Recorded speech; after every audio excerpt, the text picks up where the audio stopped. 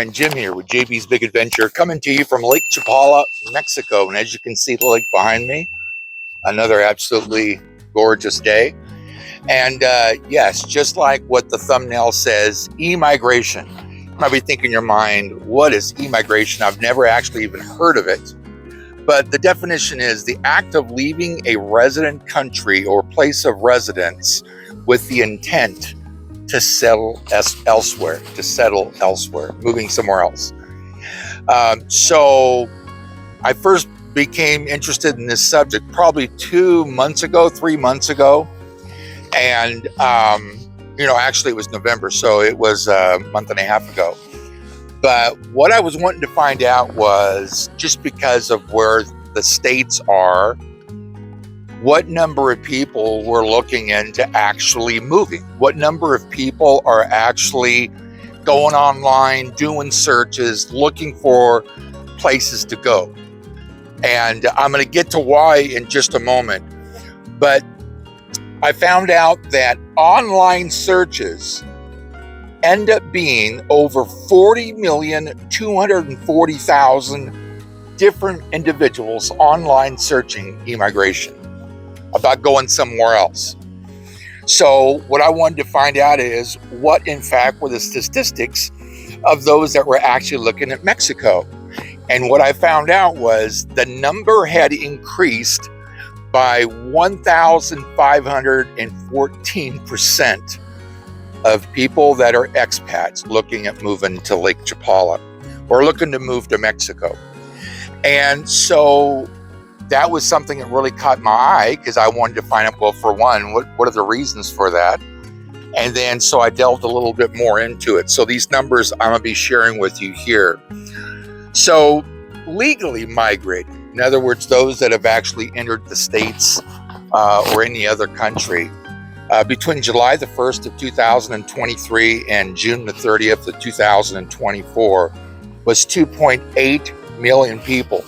Well, I already know that the number of expats that are Americans that live in Mexico is 1.6 million. So I knew that number, so I really was going to come off that number and really see what I could find out. So documented forms of people going online and filling out an F&M card. Now, the FMM is basically an immigration card. It's, if you're flying here to Mexico and you're at the airport, they probably give it to you on the plane, or you're getting your passport stamped and they're giving you a digital version of it when you actually get here to immigration. But that FMM is something that you can actually fill out and print out in advance. So the number of folks that are doing that, now, remembering that a tourist visa gives you 180 days to be in Mexico or another country. Temporal visa is 4 years. And then a permanente means that you're here basically full time. So when it came to temporal visas, in 2020, there was 7,992 people actually applied for their temporal visa. There were 8,788 in 2020 that actually applied for their permanente. Now, for those of you in Canada, the number for a temporal is 1,598, and for permanente, 1,852. So in 2022, there were 76,000 new immigrants that actually was in Mexico somewhere. And out of that number, that is actually a rise of 43% more than 2021. That is huge. You know, I saw this number of the 1,514% increase in those that are looking at immigration into Mexico. And I thought that was unbelievable. So, you know, I've heard a long time ago that in the working career or whatever it is that you do in life, that by age 65, 97% of individuals are either dead, broke, or they're still working. That means that only 3% actually are able to live financially free.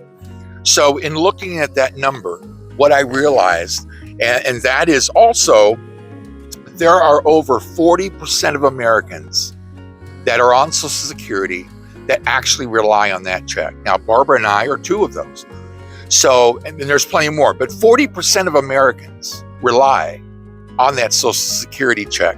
So why are people looking at moving? Well, one is financially. They're financially motivated. Barbara and I, we were living on one Social Security check at the time that we moved here. So we were looking for a way of living on less, and we were struggling. And that struggle just caused a lot of undue stress. I stopped teaching. I was a golf professional, and I stopped teaching altogether. And just basically, in fact, my doctor said to me that if you don't just step away, you're either going to have another stroke, you're going to have a heart attack, or die. So we took the easier way of going, and we left all the stress behind, I thought. So, financially motivated. There are only 7% of individuals that are actually on Social Security that actually also have other forms of income coming in. The second reason, politically motivated. Now, I've got to say that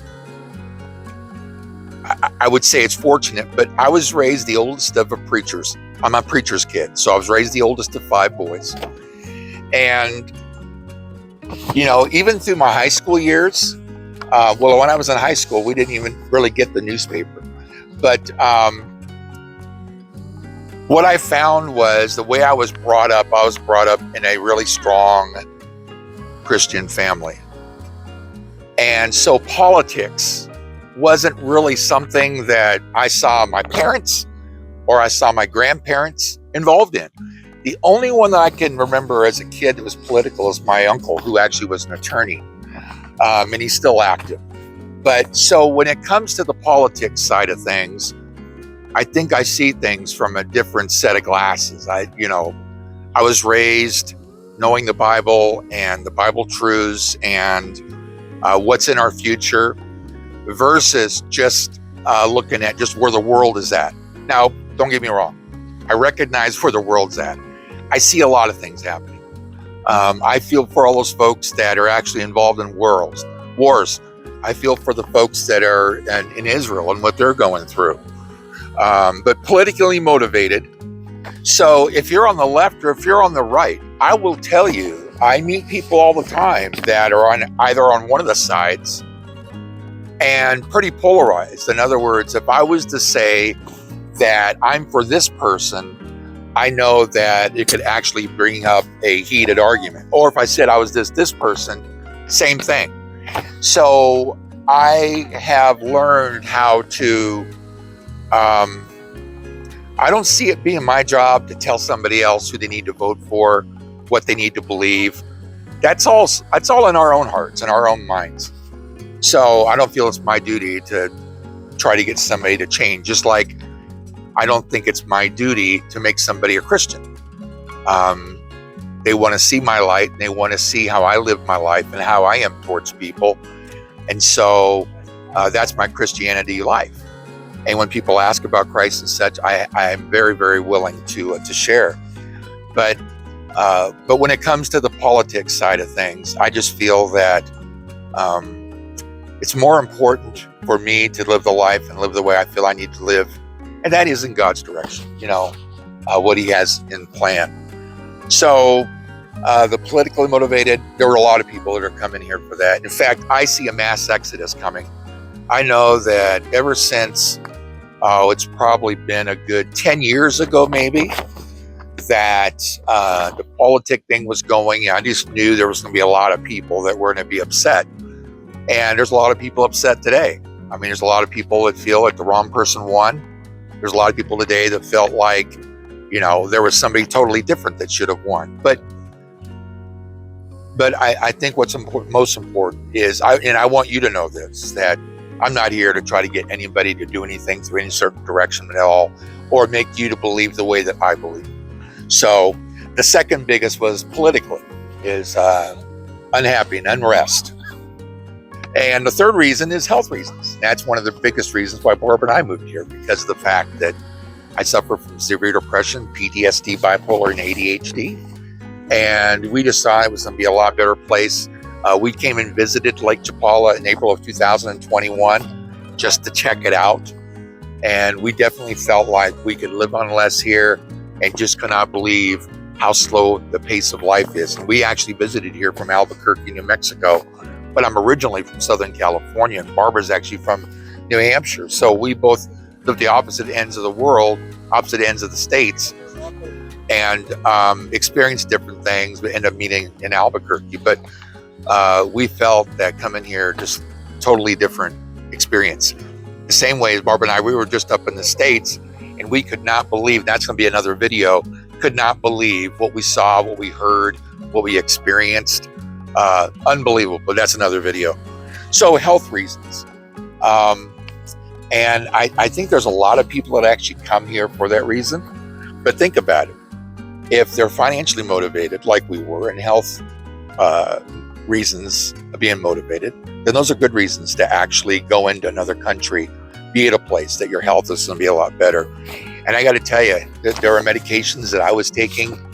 We've now been here, May will be 4 years. This is being filmed in January of 2025.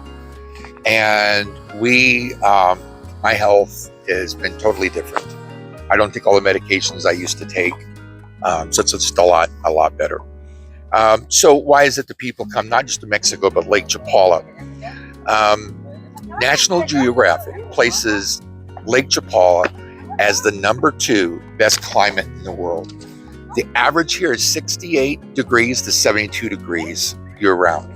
It is absolutely gorgeous today. I'm wearing something a little bit warmer because of the fact that it's been a little on the cooler side. And since my weight loss surgery, I get cold a lot quicker. So I'm wearing an additional shirt, but it's just gorgeous, absolutely gorgeous here right now.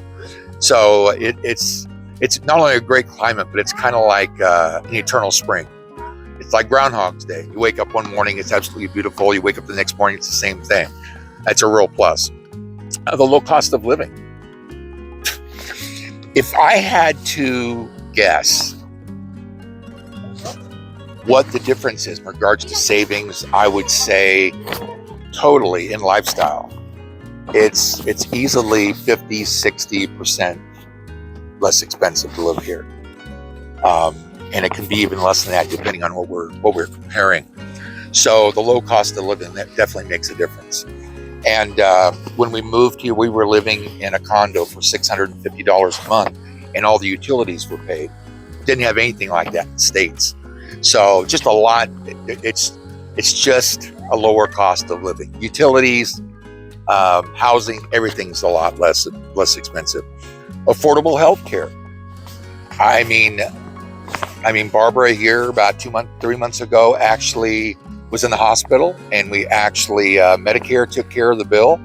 And that's going to be another video too that we're going to be sharing. I just want to make sure she's in the video with me. So healthcare, and it really, really is less expensive.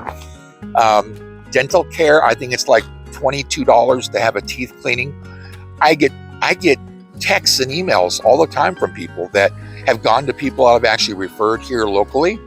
And they come there specifically. I have a gentleman right now going back and forth between Florida, having dental work done here. I know that there's another couple that actually came, and I got a text from them that my dentist saved them $16,000. Got another gentleman from the States, and he brought down a list of things that his dentist told him that he needed to get done.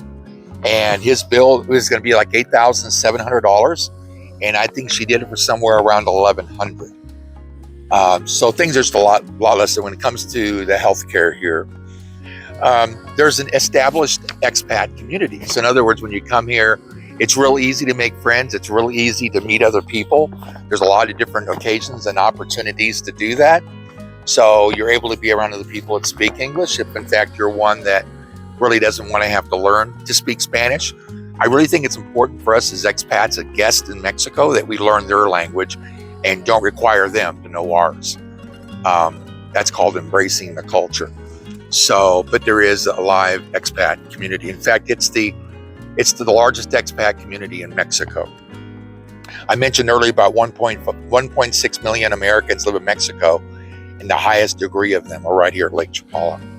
And we're only 30 minutes away from the international airport of Guadalajara. I mean, you literally, within just a couple hours, you can be anywhere in the States. And so it's a real quick flight. So it isn't like you're being away from something that's really all that bad. And I was really surprised when I was actually doing this. I was looking into this, the information for this video. I actually saw 2 different sites that actually placed a reason of living in Mexico was, and they moved here to Lake Chapala, was for security. And I thought, wow, I don't think I've ever had anybody tell me that. But, you know, we always think that the States, there's all, I mean, I cannot believe while we were in the States, all the stuff that we in fact saw was going on. But it's pretty amazing that somebody would come to Mexico to basically be able to be safer. And I would say it is safer. It was just interesting that I saw this actually posted. Some folks that were actually talking about that. So immigration to Mexico. Friend, I hope this video has been helpful for you and maybe answers a lot of questions for you. Just know there's a lot of people just like you that are looking for a better place. And Barbara and I feel we found it. Again, here in May, we'll been here for 4 years. We will, this year we become permanentes. And so we're looking forward to that. That's going to be a cool thing, getting our permanent visa. But I hope this has been helpful for you. And as always, thank you so much for providing and supporting this channel. We really love and appreciate you also being a part of this community. You have an awesome day, and we'll see you on the next video.